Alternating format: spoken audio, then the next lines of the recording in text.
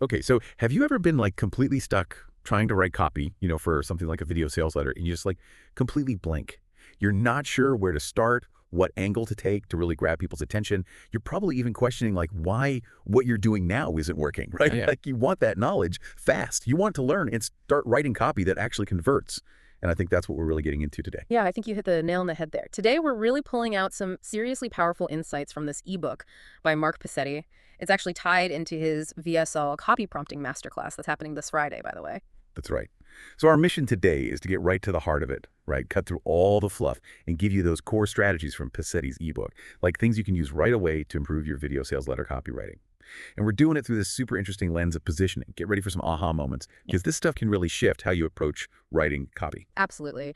And Passetti's central argument in this ebook is actually pretty bold. He says that truly effective copywriting isn't about trying to force someone to buy your product. It's about something much more strategic. He calls it intelligently positioning your message so it connects with the right people, like from the very first word. Okay, so let's unpack this positioning thing. The ebook kicks off with a statement that really grabs your attention.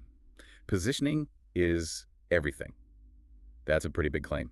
So what does that look like in the real world of copywriting? It all boils down to this. Passetti sees positioning as your hook, your opening act. It's that thing that makes someone stop scrolling, click play, or just actually pay attention.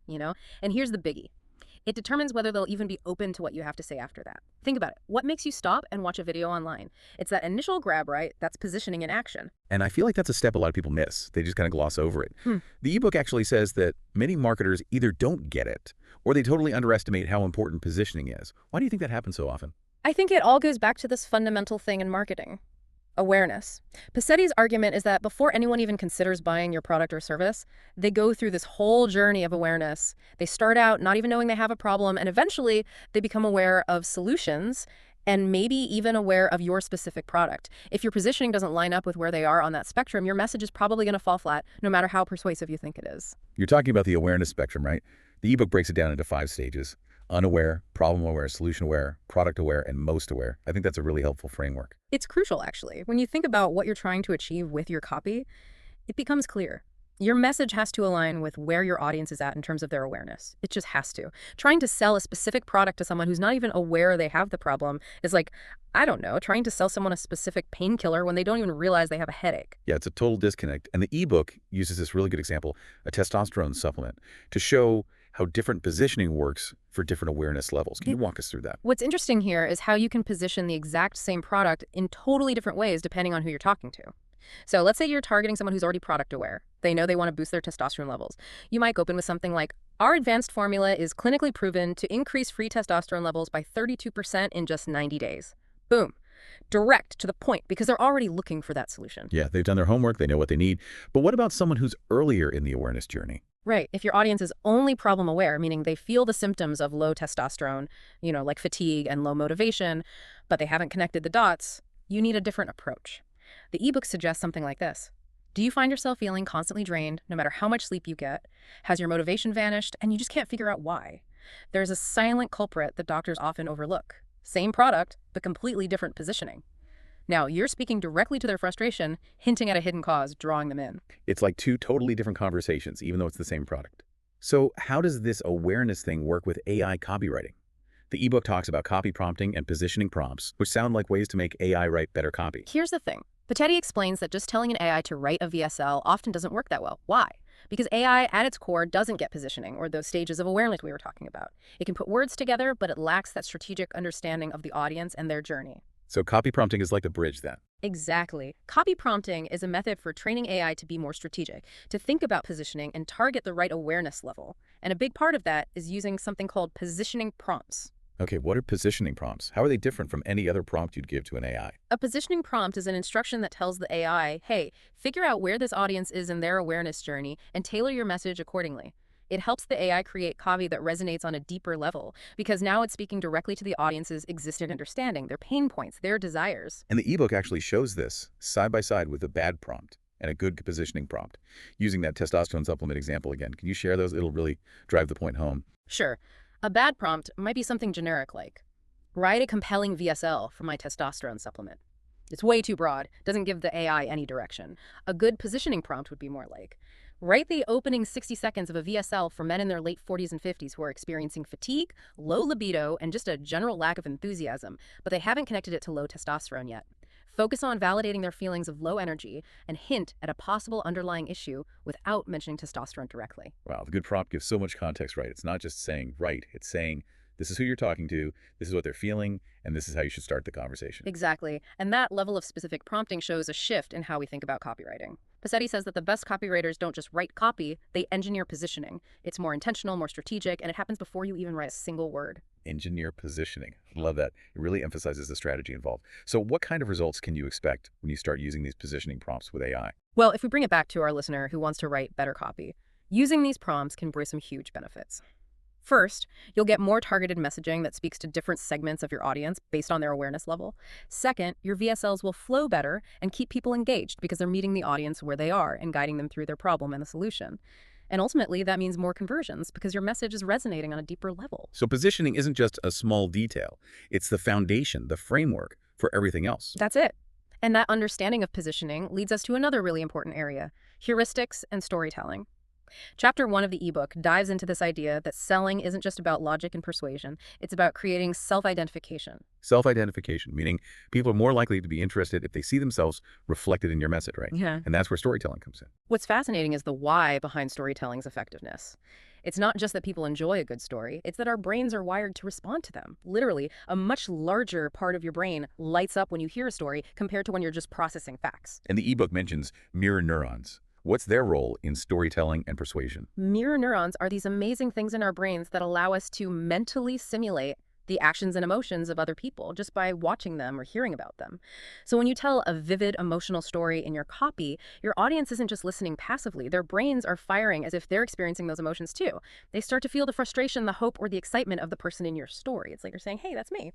And as the ebook points out, that's a huge factor in lowering their resistance to your message.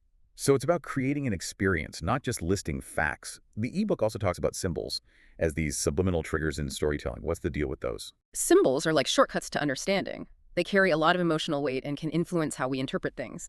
The ebook uses the example of Ozempic, which became a symbol of weight loss, but also of side effects and societal pressures. So if you're positioning a natural alternative, you're tapping into that existing narrative around weight loss and solutions. It's like weaving your message into a story that people already understand on a deeper level.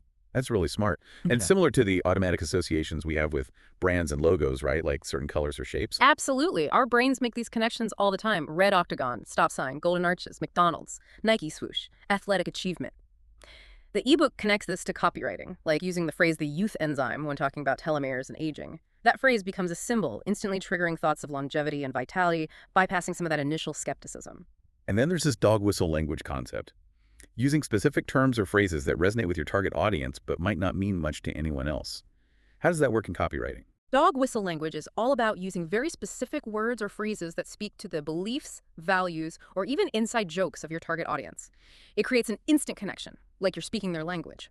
The biohackers and dopamine stacking example in the ebook is perfect. Saying a supplement supports neurotransmitter function is kind of generic, but saying it targets the same dopamine pathways that biohackers use to stack motivation and focus, that speaks directly to that niche. It filters out the wrong people and draws in the right ones. Like a secret handshake for your ideal customer. And then there's this idea of opening the loop for the community effect, tapping into that human need to belong. Yeah, belonging is huge. When people feel like they're part of a group, it triggers these positive feelings. The ebook talks about the clean beauty movement. Instead of just saying a product is free from toxic chemicals, you could say, join the over 100,000 women who have already made the switch to clean beauty. Now you're inviting them into a community, tapping into that desire to belong and be part of something bigger. So this first chapter really sets the stage for understanding the psychology behind persuasive copy. Then chapter 2 focuses on the 80%. What does that mean in terms of copywriting? The 80% refers to all the work you do before you even start writing. It's about understanding your audience, the market, the psychology, making sure everything is compliant and relatable, all that stuff. And the ebook argues that this 80% is what separates the amateurs from the pros. Why is that pre-writing phase so important? Here's why. When you invest the time in that 80%, the actual writing becomes so much easier and more effective. You're not guessing what your audience wants. You already know their needs, their desires, their pain points. The ebook even suggests that a strong grasp of the 80% can help you write a killer long-form VSL in way less time. That's huge for anyone who struggles with writer's block. The ebook breaks down this 80% into 3 parts: compliance, relatability, and universal resonance. Let's start with compliance. What does that mean beyond just avoiding legal trouble? Compliance in copywriting is about so much more than just avoiding banned words. It's about understanding the advertising platform's rules, knowing how to use emotional triggers ethically, and making strong claims without being misleading or breaking the law. And as the ebook emphasizes, it all starts with good research. The more factual your claims are, the safer and more persuasive your copy will be. And the ebook compares non-compliant and compliant copy for that testosterone supplement. It's a really good illustration. Right. A non-compliant headline might be something like, skyrocket your testosterone by 500% in just 3 weeks guaranteed. That's just asking for trouble. A compliant but still effective headline might be, discover the research-backed method men over 40 are using to naturally restore youthful energy and drive. It's still compelling, but it frames the benefit as a result of a method, not a guarantee. That subtle change makes a big difference in terms of credibility. Okay, let's talk about relatability, the second part of the 80%. It's all about making your audience feel like you're speaking directly to them, right? Exactly. So much copy is written from this distant third-person perspective. It's like a lecture. But relatable copy uses you language and paints a picture of the audience's daily struggles and desires. It makes them think, this person gets me. The ebook compares weak copy, like many individuals experience a decline in energy levels as they age, to stronger copy, like, do you ever hit that wall in the afternoon, no matter how much coffee you drink? Does that feeling of being constantly drained sound familiar? That direct address and relatable scenario create an instant connection. It's like you're having a conversation with them, not talking at them. And finally, there's universal resonance. What's that all about? Universal resonance acknowledges that different people buy for different reasons. Some are logical, some are emotional, some are impulsive, some are skeptical, and some are driven by community. Copy that achieves universal resonance speaks to all of those different types of buyers, so you're not missing out on potential conversions by only appealing to one. The ebook shows this with an example of weak, logical copy and high-converting copy that uses universal resonance. Can you break that down for us? Sure. Weak, logical copy might say, this supplement contains a potent blend of clinically proven ingredients designed to optimize your body's natural functions. It's true, but it's dry and uninspiring. High-converting copy with universal resonance might say, imagine waking up every morning feeling energized and focused, ready to tackle your day. Our unique formula, backed by scientific research and trusted by over 10,000 satisfied customers, doesn't just promise better energy, it helps you reclaim your edge, banish brain fog, and feel like your younger self again. This version uses logic, social proof, emotion, and a desire for transformation. It's hitting all the right notes. It's like a symphony of persuasion. Okay, let's move on to Chapter 3, Training AI and Heuristic Elements. We touched on this with positioning prompts, but how can we teach AI to use these subtle psychological triggers? This chapter addresses the concern that AI-generated copy can feel robotic and lack emotional depth. The point is, AI can learn to use these heuristic elements, but it needs specific training through copy prompting. You have to teach it how to trigger mirror neurons and create that sense of self-identification. So it's about showing the AI how to be persuasive, not just how to string words together. Exactly. The ebook talks about teaching AI to create that hand-raising moment where the reader feels like, this is for me. It also gives examples of how to prompt AI to use symbols and automatic associations effectively, like asking for copy that activates your body's natural GLP-1 response instead of just supports metabolism. It's about using language that's more evocative and specific. And it's not about getting a perfect first draft, right? The ebook talks about the iterative process of refining AI output. Right. The first draft is just a starting point. The real skill is in knowing how to critique it and then feed the AI better, more targeted questions and information. It's a back-and-forth process, guiding the AI towards creating truly high-converting copy. And for anyone who wants to go even deeper, Mark's VSL CopyPrompting Masterclass is happening this Friday. All right, let's recap what we've learned from these first few chapters. We talked about the power of positioning. It's the hook that grabs attention and has to align with your audience's awareness level. We explored copy prompting and positioning prompts as a way to train AI to write better copy. And we dove deep into heuristics and storytelling, learning about mirror neurons, symbols, dog whistle language, and the community effect. We also touched on the importance of compliance, relatability, and universal resonance in your messaging, and how AI can be trained to incorporate those elements. Perfect summary. And remember, if you're looking to learn these copywriting principles quickly, this deep dive is a great place to start. It's all about understanding those core concepts and using them to your advantage. It's been really eye-opening. And here's a final thought for you. How can you start thinking less like a writer and more like a positioner in your own work, even outside of copywriting? How can you use these principles of awareness and resonance in your sales calls, presentations, even your everyday conversations? It's about understanding your audience and tailoring your message to create a genuine connection. That's a great point. It's about taking those insights and applying them to everything you do. Exactly. It's about thinking strategically and communicating effectively, no matter what the situation. Well said. Thanks for joining us for this deep dive, everyone. And until next time, keep those awareness levels high and your copy converting. We'll see you next time.